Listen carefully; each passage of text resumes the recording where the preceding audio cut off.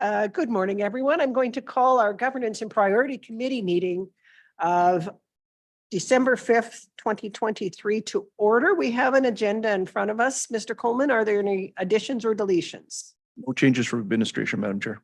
Thank you. Looking for someone to move as presented. Councillor Scobie, thank you very much. All in favor? That is unanimous. Moving on to the adoption of our minutes of October 3rd. Looking for someone to move those as being correct. Councillor Lewis. Thank you very much. Any comments, questions, changes, errors, or omissions? I'm seeing none. All in favor? That is unanimous. Okay, moving on to 4A1, which is Economic Development Initiatives. Mr. White. Oh, you're already there. Thank you. Good morning, Madam Chair and to committee. I would like to this morning pass over the presentation to Trevor Anderson, our Economic Development Officer. Okay, the floor is yours. Good morning. Thank you. We are pleased to be with you today to update Council on economic development activities for the months of October and November. Small Business Week was celebrated October 15th to 23rd. We'd like to thank Council for supporting Mayor DeBlanco's proclamation. A few highlights during the week included donut drops by staff visiting local businesses with treats from Mother Bakery, coffee meetups for small businesses utilizing the Business and Entrepreneur Centre, pop-up lunch by Chartier Restaurant, a number of social media posts throughout the week focusing on small businesses in the county, and also a couple of regional and chamber events attended by staff. Travel Alberta training was held in November for agritourism businesses to develop itineraries and experiences to attract more regional visitors. Coming from this, 2 local collective itineraries were developed resulting from the workshop. The first is Christmas in the County, taking place this Saturday, December 9th. This is in partnership with Righan Distillery, Radtork Raceway, and a very merry thrift miss taking place at the Business and Entrepreneur Centre from 10 till 5. The other itinerary is an illumination festival taking place in November. We ask you to watch for more details in the new year on this event. An updated version of Leduc County's community profile has been released. This marketing piece provides prospective investors with an overview of the county's value proposition, assets, as well as target sector profiles. This profile can be accessed through the Leduc County Business website. As well, printed copies are available. On November 23rd, a Career Connector Symposium was held at the Coast Nisku Inn. Through funding from the Government of Alberta's Labour Partnership Grant and support from 6 municipalities, we had 21 booths that were sold with 6 regional service providers that spoke during the course of the day. Over 80 job seekers attended the event, and our booths were very pleased with the quality of Sorry.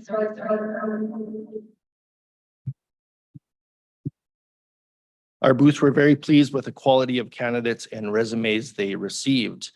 Even the county's HR department got a handful of promising resumes at the event. Now, in relation to this event, we do have Edmonton Regional Labour Force statistics available that help inform our activities related to labour force attraction and retention. Higher level federal census data is also referenced. However, provincial labor stats are the most comprehensive with job forecasts, trends, industry profiles, monthly wage and salary data, as well as statistics specific to the county's 5 target sectors. More localized data is collected primarily through business visitations and engagements. And in 2024, we plan to reach 250 businesses, 200 in Nisku and 50 throughout the rest of the county. Switching gears a little bit to the Business and Entrepreneur Centre, which has been a hub of exciting activity over the last couple of months. In early October, we welcomed Alternate Route Coffee as a new tenant at the Beck. Their pop-up coffee bar will be open until the end of December and hopefully into the new year. They're open Tuesdays to Fridays, 8 till 2 p.m., serving a full espresso menu and select pastries from Mother Bakery. In November, a retail pantry pilot project began at the center to create a space for county businesses to showcase and sell products, along with other regionally made goods. The market showcases both small and large food and artisan processors. We've also been working closely with Alberta Health Services to create production space for low-risk businesses to scale from their homes to retail, with 3 businesses scheduled to start this month. Big and small, we have room for all. A variety of events have taken place at the center over the last 2 months, including an ag processor scale-up event, a watershed committee meeting, Chartier pop-up lunches, the agritourism itinerary development workshop, our Biz Exchange peer mentorship meetings that take place every month still, Genesee Good Neighbor Breakfast, a Growing From Here conference, and 3 private business bookings. We're also excited for several upcoming events in December, including Chartier's pop-up lunch every Friday until Christmas. We recently had county staff training yesterday. December 9th, very merry Thriftmas, chamber luncheon, and a couple of other private bookings. The economic development team continues to follow the direction and strategic vision of the approved county investment strategy, with investment readiness information and certified site listings available on our business website by the end of this quarter. An economic profile along with our primary sector strategies will also be launched on the website as part of a dashboard summary. More details will be available at the December 12th council workshop. Also at next week's council workshop and a little bit more information into the new year, economic development staff have been working with students from the University of Alberta on an evaluation plan project for the Business and Entrepreneur Center usage and future use. A summary of this project will be shared at next week's council workshop. Anything else you'd like to add? And that's a very quick summary of everything that's been happening in our department. Okay, thank you very much. Any comments or questions? Thank you. Your December 9th, your Christmas in the county, all that information is on the website. Should anyone be looking to find that? Through to you, Councillor. Yes, that is on the county's website as well, Christmas in the County. And there are 3 events specifically as mentioned before, one at Righand, one at the Beck, and then also one at Radway Raceway with the lights that they have. Thank you. I just want to commend economic development on the flyer, the folder. Yes, that I was able to use that as recently as last week. I had an opportunity to speak to the Rotary Club, and everything you want to know about what's happening in the county around development, around our numbers is actually clearly laid out in that document. So kudos to you and communications for putting it together. I don't know if all councillors have one. If you don't, you should have 1 or 2 perhaps in your office, because they are absolutely critical to understand what's happening in a really clear way. So just wanted to say thank you for that. That was very, very helpful for me. It was a quick summary. Mr. White? Yeah, if I could also echo those kudos to the communications department. We're also working on other fact sheets and infographics so that we can clearly articulate what the value proposition is for the municipality, but working with them very closely with that. And again, the simpler we make the message, the easier it is for people to understand, the more likely they are going to look at our county as a place to develop. All right. Any other comments or questions? I am seeing none. I'm looking for someone to move that. Councillor Balazar, move it as information. Okay. Anything else? All in favor? That's unanimous. Thank you. Thank you, gentlemen. On to 4B1, Regional Transit Collaboration Memorandum of Understanding.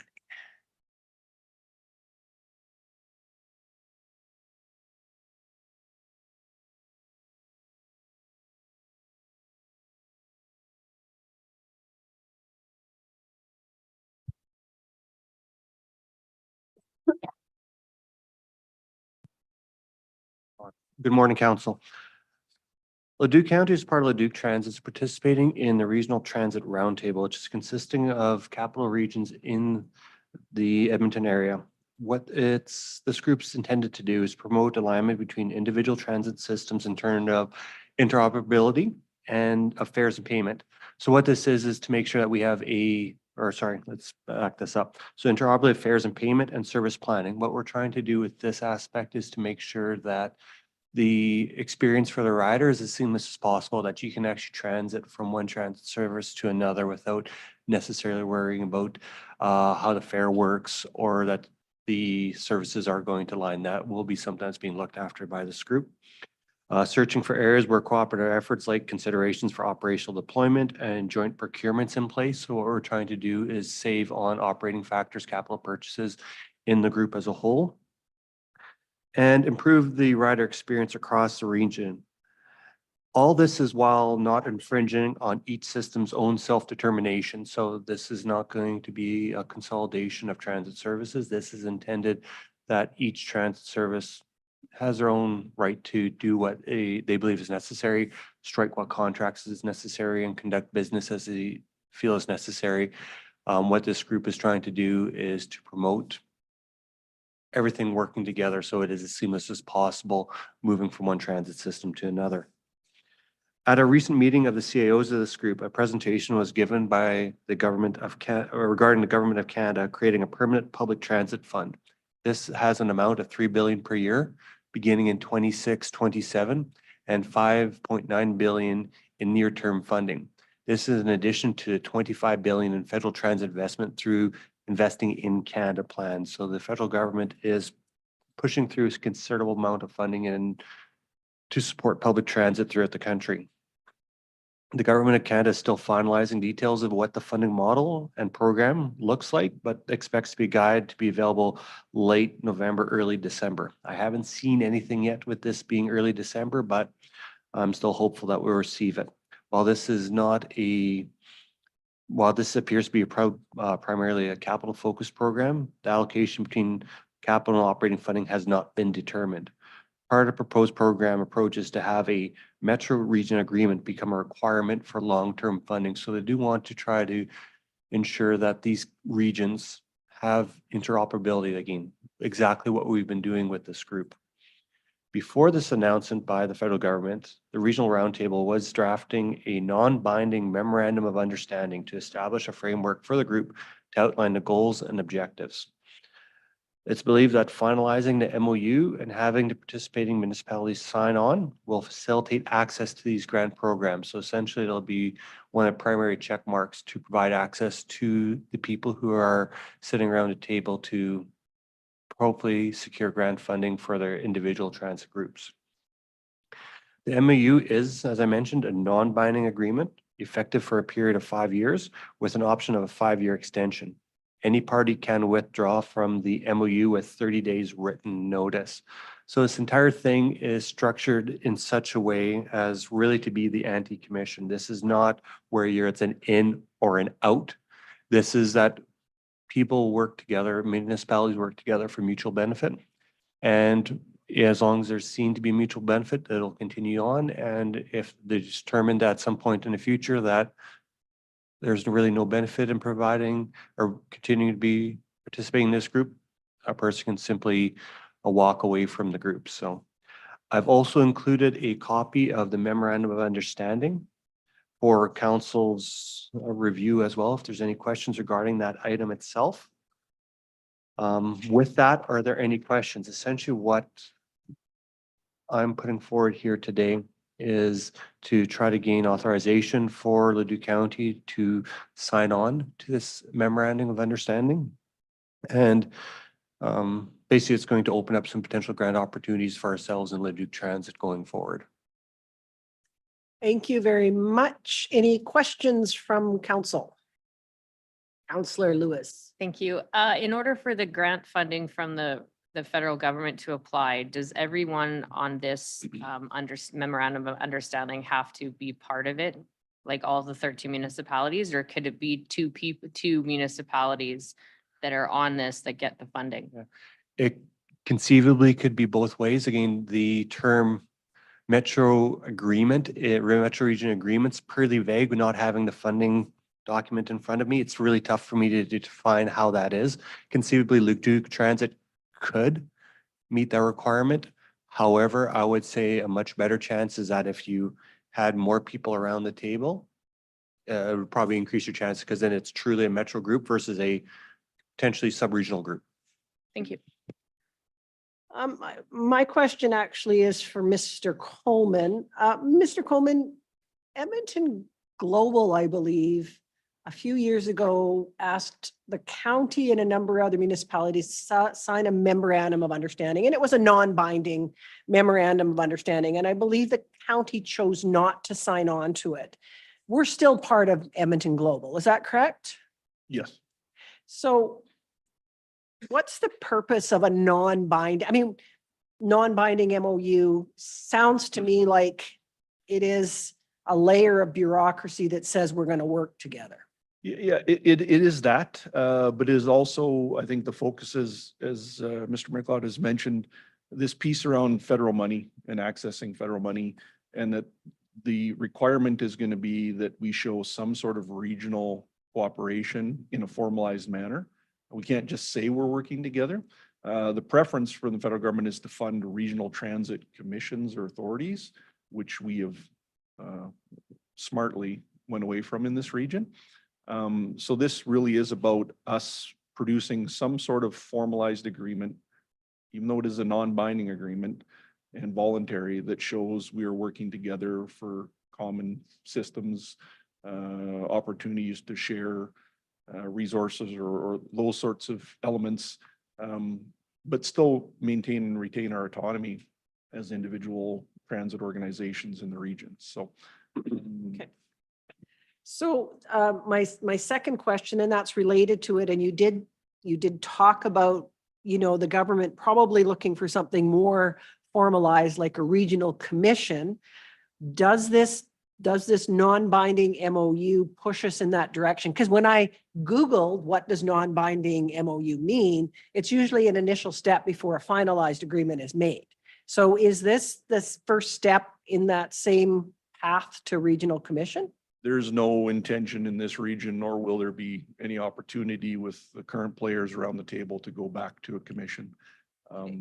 I think there's now an understanding in the region that local autonomy does not mean that you can't work together and have, in essence, a regional transit system. We have, I think that's the argument we made, and the reason why we didn't get in the commission, or one of the arguments, is we currently have a regional transit system. You can get on a bus here and end up in Fort Saskatchewan. We'd like to, as a region, make it easier, streamline the process, the fare systems, all of those elements, without coming together and creating another bureaucratic level, which is governed by politicians and then administered by independent administrations. This really takes that out of the equation. This is CAOs in the region working together to find common purpose where common purpose opportunities exist. Nothing more than that. Which leads me to my final question, which is much like, I believe, the MOU for Edmonton Global was, this is actually being approved by the CAO, not the council. So is there a reason for that? So everybody's doing this a little bit different. Some municipalities, the CEOs are just signing because they have the authority to sign. My approach here is always, if I'm going to sign something that commits us to some sort of cooperation or agreed upon process, I think it's appropriate for council to give me that direction. Council governs, I administer. I've always, not unlike the Edmonton Global piece you mentioned earlier, there's governance and there's administering, and my viewpoint is different than some in the region. There are other municipalities that are taking it to their councils for approval, but not all. Just to council at RMA this fall, they did have a short transit meeting update for mayors and I thought it was mayors and CAOs, but I think it was mostly just mayors. And it was an interesting meeting because much like what we heard, despite the fact this is non-binding, there was some trepidation about signing on. There was some concern about it becoming regional transit, 2.0 or regional transit commission light. There was all those concerns. So I just wanted to share that, and that was coming from other mayors. I will stop now and see if there's any other questions for administration on this item. Go ahead. Is there any financial obligation that we have to put forth at this time or in the near future? Or is it just a roundtable discussions to see how we can work together? There's nothing required this time. It's where cooperation makes sense. We're not going to be putting a round peg into a square hole here. Where there's mutual benefit, it'll move forward, and when there's not, likely won't. So, Mr. Mariglaw, then if I look at number 9, then whoever's working on the terms of reference of this document will be doing it on the side of their desks. Okay, thank you. All right, any other questions? I am seeing none. All in favor? Nope. Oh, I'm sorry. Can somebody make a motion? Councillor Scobie? Go ahead. What is it that we endorse? The signing of the regional? Governance and Priority Committee authorized the signing of the Regional Transit Collaboration Memorandum of Understanding. Okay, thank you. I'm going to support this with trepidation. Last line of the report, any party can withdraw from the MOU with 30 days written notice. That is gives me some level of comfort. Again, concerned that this is just going to somehow morph into something that is going to be big and unruly, but I'm willing to give it a chance. I know our CAO will make sure that it's not going that way, and if it does, will signal to us if he believes that we need to withdraw. All in favor? That is unanimous. Thank you. Okay. On to everybody's favorite report of the quarter, which is Ms. Klamosko and Q3 2023 reporting. And Ms. Klamosko, I'm just going to say right now that this is always the most confusing one for me because we've just finished budget. So my head is in 2024 and we're looking back to what just happened in 2023. So if I slip back and forth, please forgive me. Thank you. That is a problem also for administration. I appreciate the struggle. So this morning we have 2023 Q3 reporting. So as we have a recommendation in front of the committee this morning to accept the report and attachments as information. So corporate reporting provides council and the public with a progress update on our various projects and programs. And this reporting demonstrates our commitment to achieving positive results and helps foster open, transparent communication. I will go through all of the reports in the order of the table of contents that was provided within the agenda package. So with that, I will go first to page 18, which is county highlights. So as we've done in previous presentations, I will go through each page of the county highlights document and then go through the subsequent reports. So just a couple of highlights from Q3. We had delivered the citizen satisfaction survey it closed on July 7th. We did share the results with the public on September 12th. Ongoing planning for the expansion of the full-time fire service in the Nisku Fire District and obviously the construction of the new fire station is occurring as well.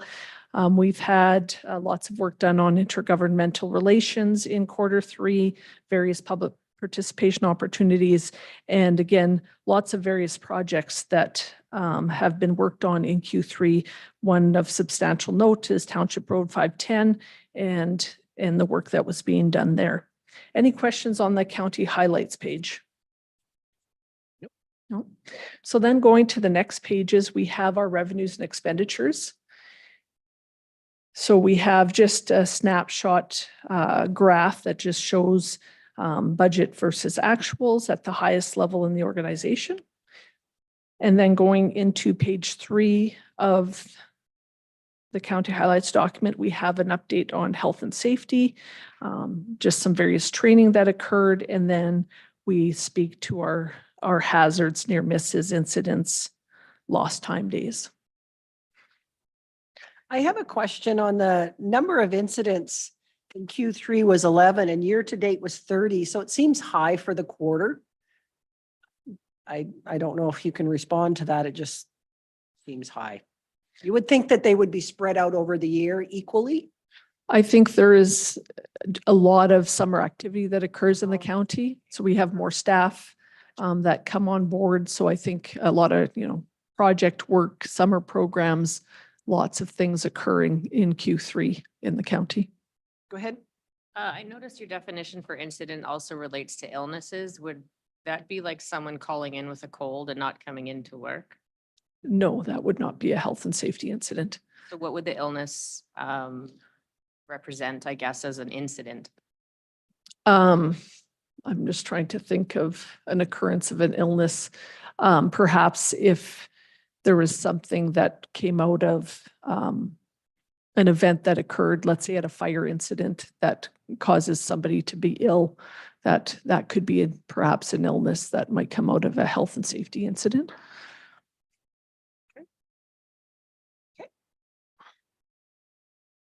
So going to page 4, we have real estate market activity. So again, just giving some information in terms of total sales for vacant lot and improved lot sales. And then also some information on our NISQ lease rates. So just, if I may, Ms. Klamosko, so looking at when we have the median value per acre, you have some numbers there. I'm going down to Division 5. It says it's $8,970 an acre.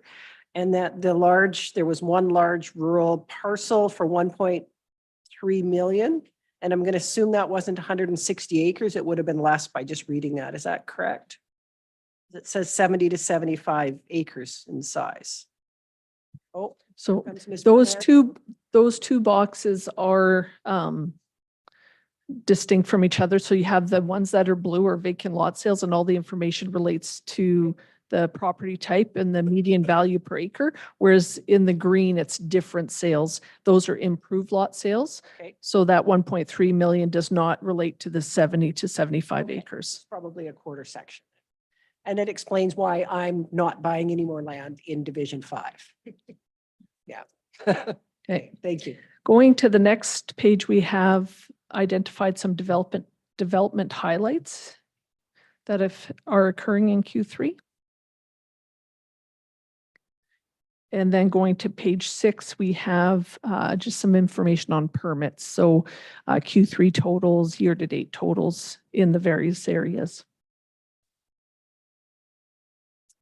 Also on this page, we have a box on whistleblower complaints. This is a policy that council, we just revised and updated a short time ago. So we do have an external service provider, so there was no complaints received in 2023. Just a question on that, and I believe I asked it last time. Our staff are well aware of the whistleblower policy and the use of it, correct? It's not like we've not shared that with staff. They know that should something happen and they believe they need to use it, it is there. Yes, we have posters up in various common rooms in the different buildings. Also, as part of our executive leadership team visits with all departments, that is one item that we're highlighting again, just to make sure to bring increased awareness to the program. Thank you. On the next page, we have the graph on debt services limit, just indicates how much debt limit available that Leduc County has. And then moving into the final pages, we have actions to date on the 2022 to 2025 strategic plans. So are there any questions on any of these last pages? Various highlights are added as we go through the year. Councillor Lewis? Thank you. On your debt limit, it says the total debt as of December 31st, 2022. Is that still accurate, or do we have an updated number for that? No, we will update that schedule once we close our 2023 fiscal year. So we have made application for debenture borrowing in 2023, so that those numbers will change going into 2024. All right. So moving on to the next document in the table of contents is with the corporate plan on page 29. So this, again, we provide for every department, we provide department highlights of work that's occurred in that department. And then are there any questions within the corporate plan document? I don't have a question, just a comment and a thank you for the work done on the briefing notes and speaking notes that we provide, so that when we are meeting with other levels of government, we have clear messages to share, and that's really appreciated. Thank you. Thank you very much. So again, just moving within now the financial report for the county manager's office on page 36 of the package. If there's no questions there, we will move right into the other departments within administration, which is assessment services on page 38. Any questions? I am seeing All none. right. The next department we have is corporate services.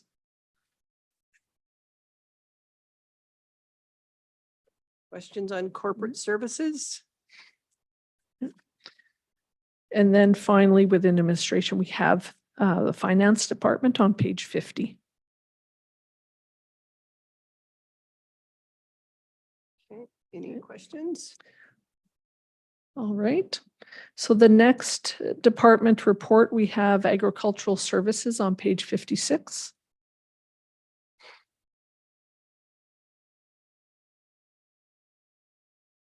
I'm seeing none. All right, I'll keep moving. Enforcement services on page 64. Anything on enforcement services? Go ahead. Thank you. As you close out for the end of Q3, how would you describe the land use bylaw for like the community standards? I know that's not the name of it. Urban standards. Thank you. And the overall program that and progress you did for the summer. Clarence. Sorry. Yep. Thank you. Thank you for the question. I'm happy to announce that it was an overall success. You know, the numbers represent themselves. We had 15 non-compliances out of all the vacant lots that were not being looked after. So it brought some awareness, and this council heard some of that feedback as well. Mr. Coleman and I met recently to talk about a couple of changes that we're going to look at for the next year, probably in the first quarter, to make it even better. So we need to adapt. As you know, next year will be a groundbreaking year for, forgive the pun, but with regards to the number of vacant lots that we anticipate. So it comes at a perfect time. I have a question as well. I'm looking at strategy 1.2, which is on page 66 of our package. And that's the one on hotspots. So your deliverables say you conducted 2,000 patrols in hotspots, including subdivisions, and then averaged 589 proactive patrols per month. So is there a difference between a hotspot and a proactive patrol? Yes, we not, well, yes, no. I'm going to say this. The 2,000 is our goal for the year. You could be more clear, Mr. Nelson, because. Yes. We call it proactive because although it's considered to be a hotspot, we're not getting a necessary complaint. Okay. So it's an ask. And so when we go there without a complaint, it's because we know that there's a potential for a complaint. So I hope that explains that. And just in the actions, it says, it talks about frequent complaints and or incidents. So complaints from the public, from council, from administration. I'm sure you would hear some from our road maintenance and graders and things like that. Can you talk a little bit about how those complaints are dealt with? Because I'm sure you would have everything from here to here. Yes, and through the chair, I can tell you that we accept those concerns from the same variety of folks that you mentioned, but this also comes from our interaction with the public. So even if we're making a traffic stop for a violation that might take place, we accept those as well. And we share that as a department. We track that internally and we report that back to you folks. And just would like to thank you for the hotspot patrol you did on 795 and Glen Park Road. I think during the summer, if not the summer, the early fall, I notice a difference in people stopping at the stop sign now. I think that you probably were very efficient and effective in reminding people that a stop sign is a stop sign, not just stop if you want. I think so. We received primarily good feedback. Great. Yeah. Thank you. Any other questions? So the next department report is engineering on page 73 of the package.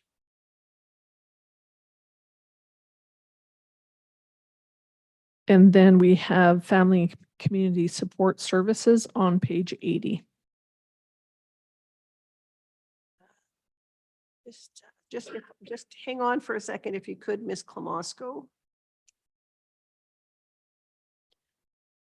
Question for Mr. Honesty, and it's just a general question. Sorry, Mr. Honesty, it's not specifically about anything in your plan, but as we're seeing the continued downturn in the economy, as we're seeing the increase in rents, how is your department responding? I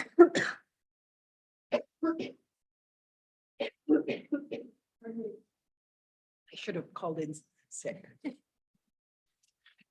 And it is one of our biggest challenges right now around affordable housing, access to housing. As we know through our housing foundation, there is a wait list.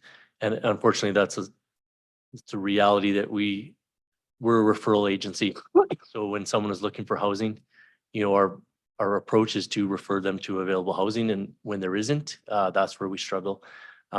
We do also work with as best as possible to accommodate those who are unhoused and assist them where we can, where possible. But again, primarily through prevention, but also through referral. Often recently what we're finding is opportunities are limited. One of the things that, if I may, and then Councillor Lewis, one of the things that council did is chose to fund some of those auxiliary agencies a little bit more. Is that helpful to the work that you do with residents? Those are key agencies for us. Any contribution that we find, even if it's $1,000, $2,000, some of the contributions we make can have 10 times the impact. So I think those are smart investments for us. I think in this region, we're lucky to have what we have. We could always use more because it's not always the higher levels agencies that are they're at capacity. The entry level, the not-for-profits are often have a lot of impact for the dollars we invest. Thank you, Councillor Lewis. Thank you. We just did a pilot project for Drive Happiness for seniors. Can you give a little update to how that has gone? Yeah, our primary focus in the first month or two was to market the program, make sure people are aware of it. We continue to do that. So I think that message is out there. Currently, we have 5 participants and we have some routes available to support. So we continue to recruit drivers as well. Thank you. Councillor Lescobi. I guess I'll just comment on your question about the demand, increasing demand through housing. I looked it up here the other day, and I think this last month, Leduc Housing went up to about 191 people waiting on the waiting list for 1-bedroom apartments. It was under 100 a year and a half ago. We've contributed to this Gates 2 landing project that the funds that we've put in, it's gonna open up 24 suites for single bedroom to try and help on that, but we're losing ground. Like I said, we've gone from under 100 a year and a half ago on a waiting list to just shy of 200 now. So it's a real concern and a problem. If I may add to that, the affordability of affordable housing is also a factor, right? It doesn't necessarily mean that it's affordable for the income that certain residents have. So there is a factor there as well about what is truly affordable to certain people. Exactly. Any further questions for Mr. Honesty on FCSS? Seeing none, thank you. The next department report is fire services on page 86. I have a question. I'm just having a smile because I'm looking at page 88 and the action is construct a fire station. And the key deliverable is the fire station is completed. I mean, that's not very often you would see that, that simply put. No, my question is about the transition work happening with the Warburg Fire District becoming part of Kalmar, or sorry, not Kalmar, Leduc Fire. If somebody could talk a little bit about how that transition is going and if we're going to be ready for the January 1st. It might not be in the Q3, but it's just how it goes. We welcome all questions during this reporting. Appreciate that, Ms. Pawasco. That's the right answer. Thank you for the question, Madam Chair. Yeah, there is work being done. We have worked with HR, for example, to provide all the names of the current Warburg members that will be brought over into our fire reporting software, Fire Pro, for example. So when we go live in January, we will have all those members already ready to go, loaded in our system, and ready to start that fire reporting piece.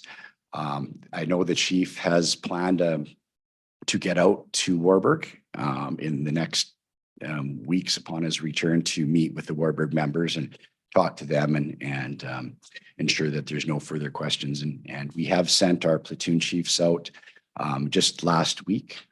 Platoon Chief Miller was out to Warburg to meet with the members that were in attendance at their regular training and have discussions with them. At this point, we're seeing nothing but positive feedback out of the Warburg members and happy to report no issues or concerns. They all feel like they are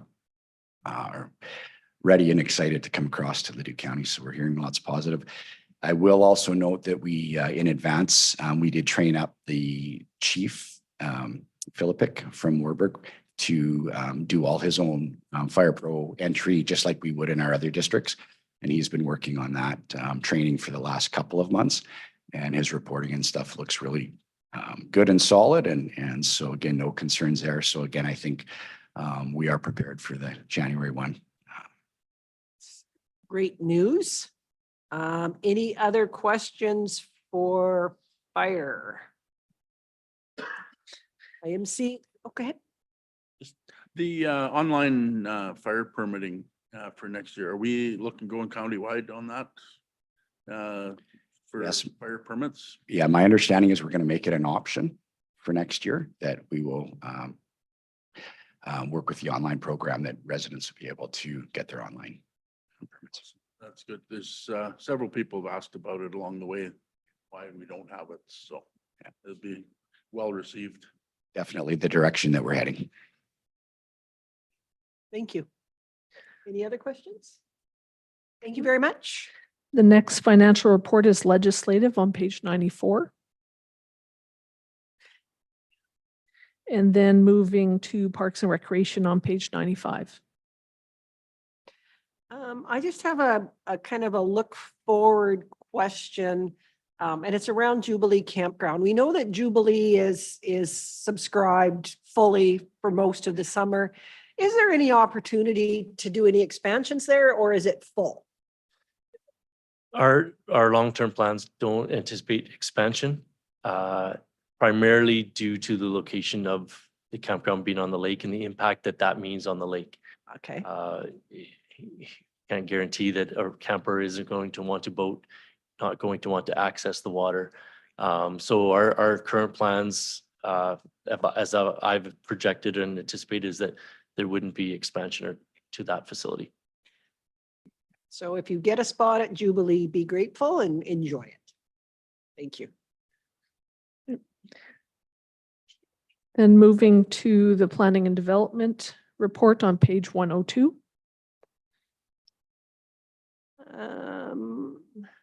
I have a question. It's probably not Q3, but you said all questions are welcome. Mr. Bain had put together an absolutely brilliant document for the AUC related to renewables and how we think we should be using land or not using land for renewables. And I know that there was a presentation, I believe it was December 1st. Was that right for or is it coming up? Madam Chair, you're referring to the presentation to the AUC itself? I am. So that's actually next week. Okay. So So you've we're- been practicing?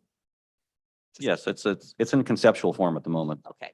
I mean, the document's submitted, so we'll be speaking to the document, Brownlee supporting that. I'll be leading the presentation myself, but we will AUC is difficult to navigate, as you Right. might expect. So we're getting some support to make sure we're doing that the right way. And I understand it's actually an AUC committee that's looking at it, which. It's a formal AUC hearing, so it'll be a full panel of the commission. Yes. Yeah.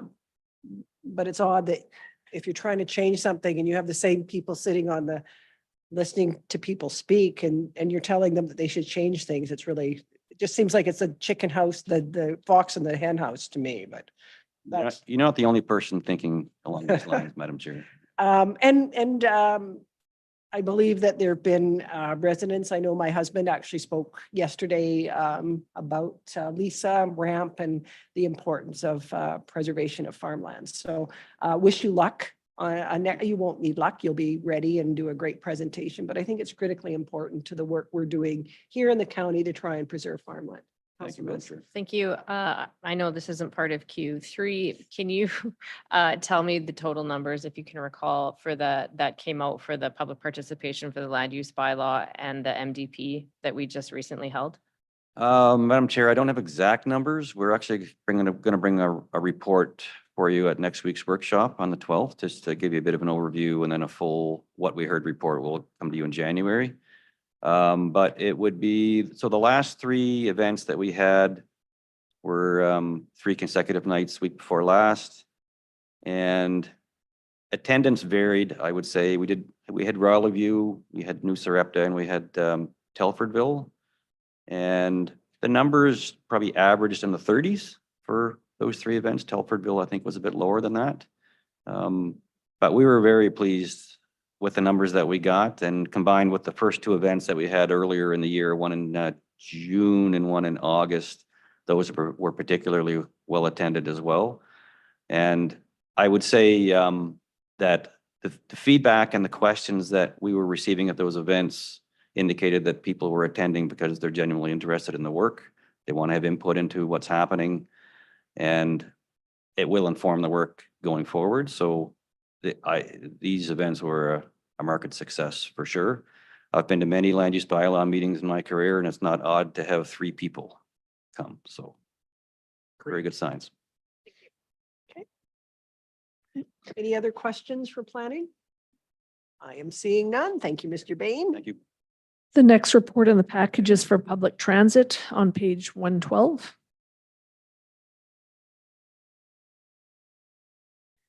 And then moving on to road operations on page 114. I have a question on, and it's related to dust control. I mean, we finished both shots for residents, correct? That got done this year. It was easy. I was going to ask if you were going to do a 3rd shot up to the snow because it was still pretty dusty out there, but probably not. And this is kind of one of those questions I think we've thrown around for years. Are we looking at anything but calcium, or we're going to continue to use that because it's the most it's the most cost effective and gives you the best bang for the buck? Yeah, so Madam Chair, we're always looking at different things. However, like many industries, you have to be very mindful of what, I don't want to say this the wrong way, but what snake oil's around the corner? What is that next option, right? So if you recall, 3 years ago, we did those trials. We did 3 dust suppression trials across the municipality using 3 products. At that time, we were very satisfied with what our current product results in. And over the last 3 years, we've seen that steady increase up to 580 applications this last year. And again, this upcoming calendar year, we are going to do a review of that with the citizens and just kind of get their feedback on that. However, again, like you mentioned, the cost, the availability, how we can lay the product out, 580 locations. If as soon as we start considering different alternatives to that, we have to consider the services and how we provide them. So at this point, calcium is our best option, but we're always looking at options. Okay, thank you. And the one piece of feedback that I always get, and I know it's on the form, is that people say it would actually last for more than 1 year if they didn't grade over it. And yes, and I see your face and I agree with you. And I always say to people, yes, but when you signed the form, you knew that it was going to be for 1 year. I guess I don't know how we make that more clear in the form. I guess people are just hopeful that we won't continue to manage our roads in a way and we won't kind of grade over it. But Yeah.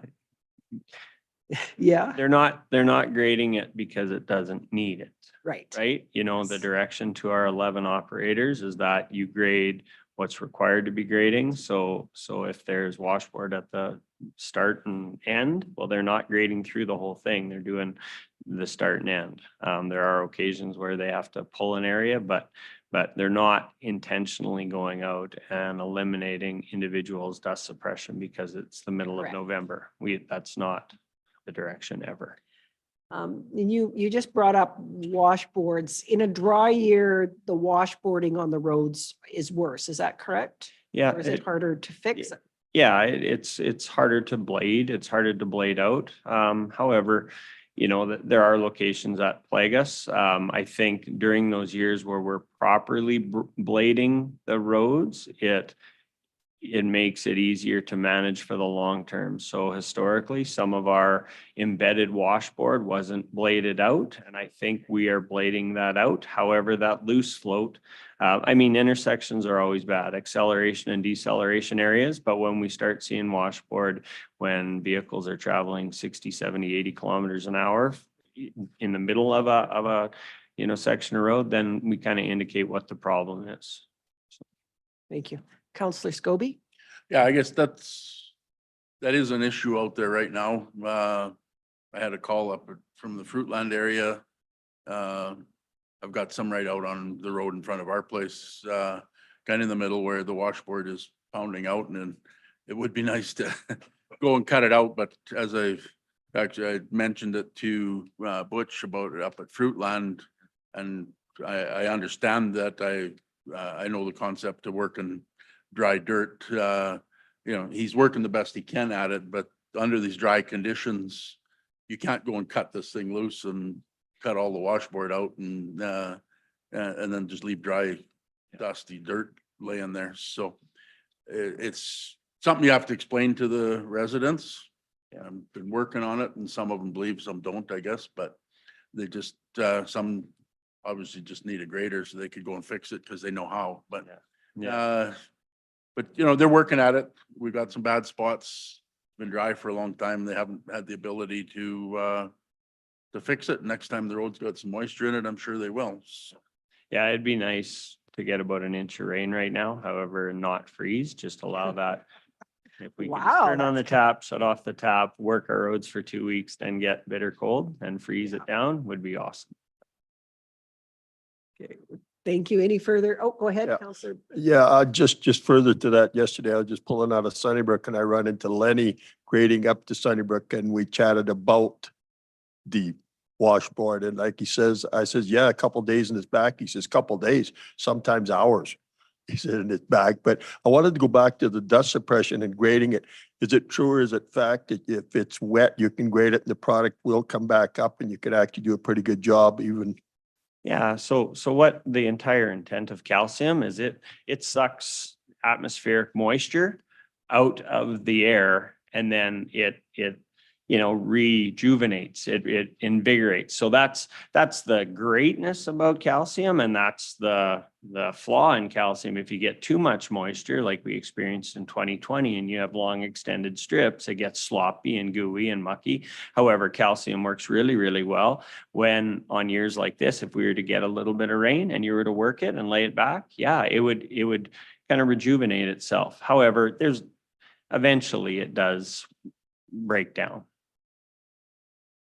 Councillor Lewis? Thank you. Just thank you to road operations for mulching 233 this past summer. There was some problem areas that were getting pretty heavily wooded along the road. So thank you. I've got many compliments on that being done. So thank you. Yeah, welcome.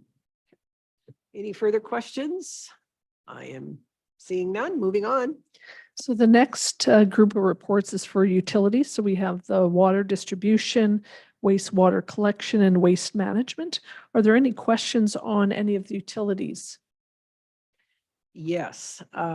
Question related to wastewater. I know that we had written a letter to Arrow, who manages our wastewater, asking for them to come to council and talk a little bit about why we're looking at, I believe it's a 15%. Around that neighborhood, it's a total of $1.50 to $1.85 is what the rate increase is. Okay, so significant increase. It's going to be a hardship to not only businesses, but I believe individuals, especially those who do a pump and haul. Have we heard back from them about their attendance at a council meeting, or where are we in that process? Do you know? Madam Mayor, I haven't heard anything directly unless Dwayne Coleman has. I've got a hand up, Mr. Coleman. Yeah, it looks like it'll probably be in the new year, Madam Chair. They'd like to come out, the administration would like to come out and just have an understanding of what we're looking for us. And so that's scheduled, I think, in the next week or so. Perfect. And then it'll be early in the new year that our expectation is they'll come to council. Perfect. And again, it's not like we're getting better service for that. There's other decisions being made that is driving that cost that should not probably be put on to our residents and our businesses. And I look forward to that meeting. And I thank administration for pursuing the first and the second letter to Arrow Utilities so that we can advocate on behalf of our residents and our businesses. Any other questions on utilities? Yep. So the next two reports are for fiscal services and requisition expenditures. And if there's no questions there, I'd move to page 136, which starts the section on the major and capital project plans. So we have a summary document consolidating our major and capital project plans, what the status of the various projects and their funding sources. So if we go to page 138, it is just a summary document specifically for major projects.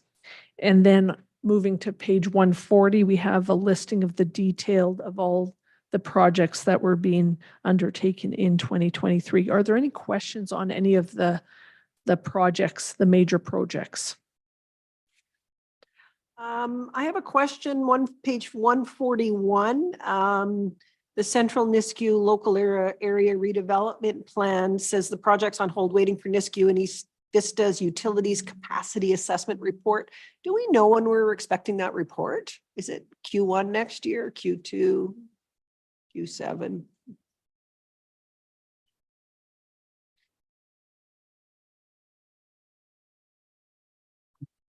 Madam Chair, I do believe we're expecting to conclude that work in Q1 Okay, 24. so just waiting on that report so that we can then have the information we need to complete, correct? That's correct. And if that timeline changes, we'll be updating council along the way on that work. Thank you. Any other questions on any major project? Seeing none, then we can move to the capital project plan. So again, on page 143, there's a summary document. And then if we go to page 144 of the package, we have the detailed project breakdown. Are there any questions on any of the capital projects? We will go to a summary for bridges and roads separately. Go ahead. Thank you. On page 145, there's 2 motor grader replacements. Are those from 2022? Are those just showing now that we have received them? Is that what that's on there for? Yep, that's exactly what it's saying. So we took delivery of our 2022s in 2023 and the 2 2023s will be hopefully coming by the end of Q2 2024. Danny? Go ahead. While you're up there, motor grader, the refurbishing that we've discussed, when are we planning on doing that? Because actually that was very popular comment at Alberta Care recently that we were going ahead with that project. And actually the city of Leduc is quite interested in following up with us on what we're doing there. Yeah, we need to get our feet underneath us a little bit before I start saying too much as to how to go about it, because you know motor grader's pretty awesome machine. There's some complexities to it, right? You have your major components, but then you have everything else that needs to be considered. So we have to look at it a little more in depth. However, yeah, it'll be a good project, and we're starting now to get a clear understanding of what would be the best process moving forward. Yeah, and further to that, actually, and we all know Rick Sarita quite well. I told him the same thing. I says, depending on components, depending on what we're going to do, a motor transmission rear end or some of the above or none of the above. So that's basically where it was left with them. So thank you. Go ahead, Councillor Lewis. Thank you. Same page, CP 014, the Wildland Meadows wastewater system projects. Can you just tell us where that's at and how that has been going so far and how the residents are enjoying the cost savings? All right. That project underwent commissioning about a couple of weeks ago, Tuesday, like I said, a couple of weeks ago, went very well.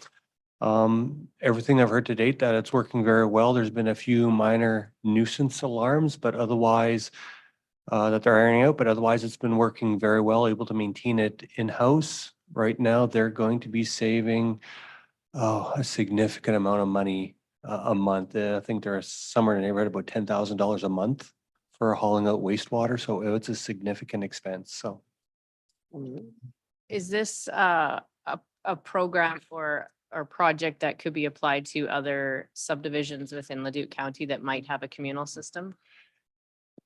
it potentially could. The unique thing about Wildland Meadows is they had a large land area immediately adjacent that they could go and construct this wastewater system on. Several other of the subdivisions where there are communal wastewater systems don't have the same sort of benefit. So land would need to be acquired prior to that system being constructed. However, we have started looking at that as a potential for some of the other communal systems where they have some challenges in maintaining the system with the cost of service.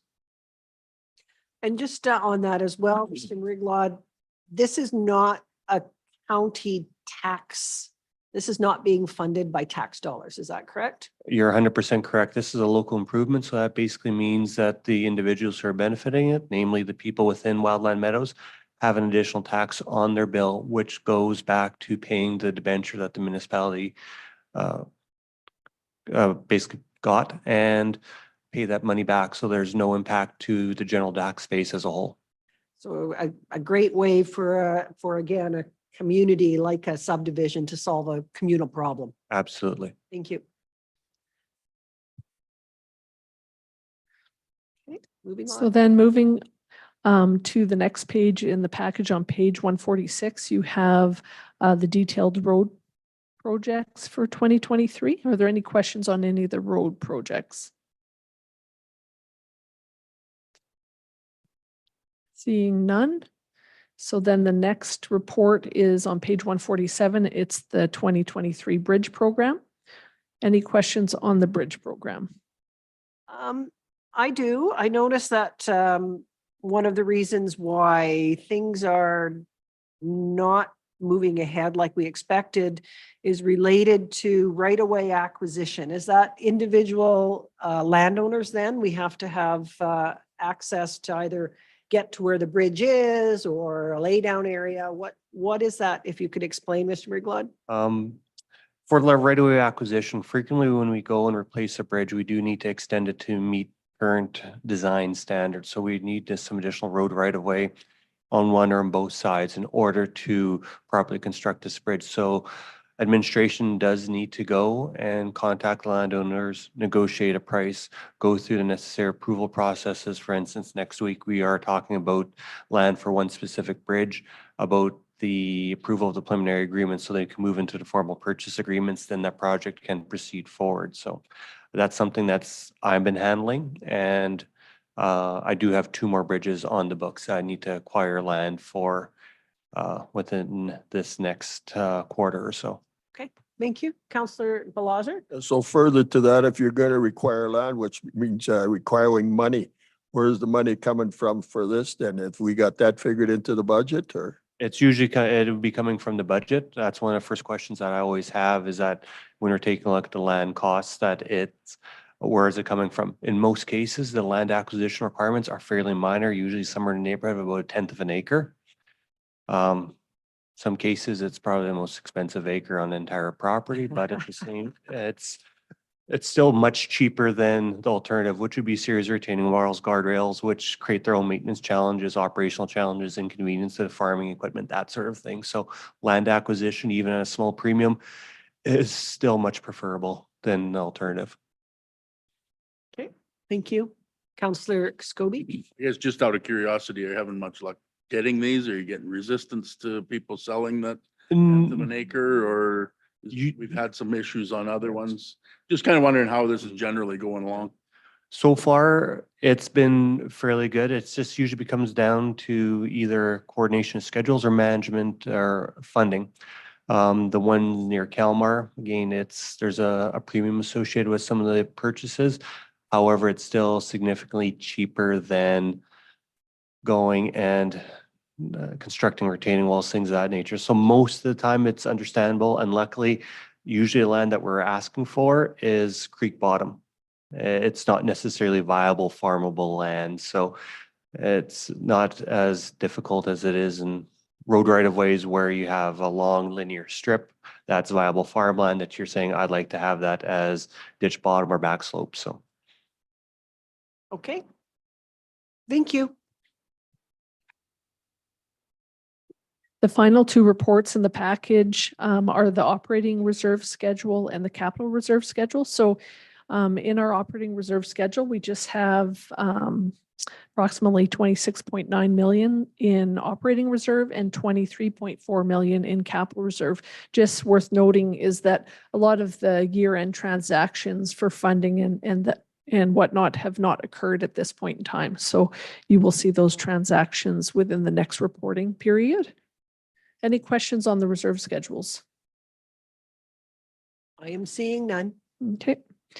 So that concludes all of the various reports that comprise our Q3 report to council. So we have a recommendation for your consideration. All right. Well, thank you for that. Again, thank you for the update. I believe Councillor Scobie had said earlier prior to the meeting that the quarterly reports are really important. They keep us informed and they make it a lot easier when we get into budget, because we really understand how the departments work, what are their goals and all those sorts of things. So we really appreciate it. Looking for someone to put the motion on the floor. Councillor Balazer. Oh, and then it was gone. Yep, all in favor? That's unanimous. I need a motion to go in camera. Councillor Scobie. All in favor? That's unanimous. Thank you.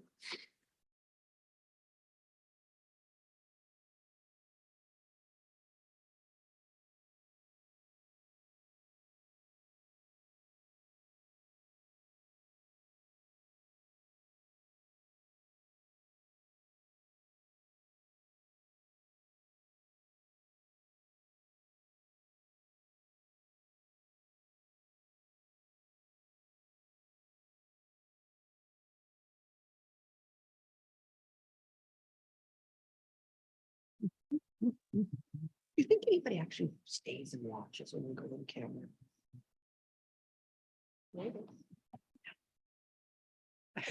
I invited Darcy to watch last week when he was home.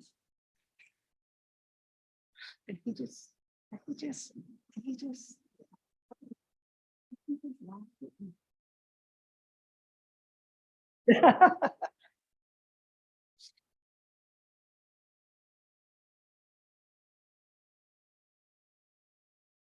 Hi, welcome back. We're back from in camera. The only motion we made in camera is to come out of camera.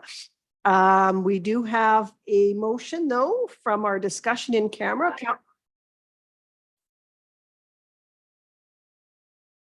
I'm just holding on. We have an echo here in the chamber.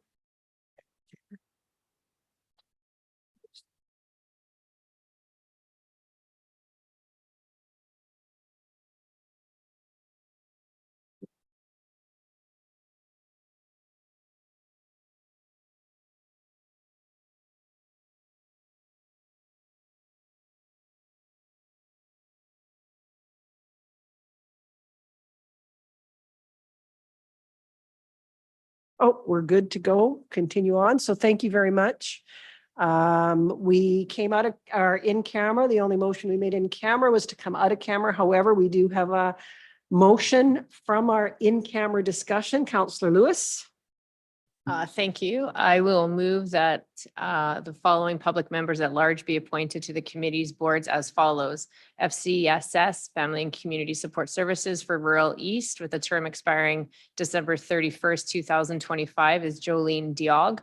Edmonton International Airport's Noise Advisory, we are leaving vacant.